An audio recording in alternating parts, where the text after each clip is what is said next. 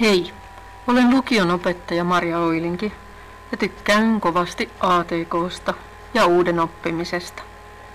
Kaikki muuttuu ja siksi koulunkin pitää muuttua. Tulevaisuudessa ihmiset tarvitsevat tietokoneen käytön ja omien laitteidensa peruskäytön taitoja joka ikinen. Koulun on opetettava kaikille edes nämä perustaidot. Omaa kehittymistäni on tukenut sekä lähiympäristö että internetin mahdollistama yhteistyö. Halvoillakin laitteilla pääsee pitkälle, jos niitä opettelee käyttämään. Apua saa ja yhteistyö on tärkeää. Eikä koko elämä silti ole pelkkää ATK:ta. Joskus on hyvä olla vaan ihan ilman mitään laitteita. Kiitos kun kuuntelit tämän. Created using Powtoon.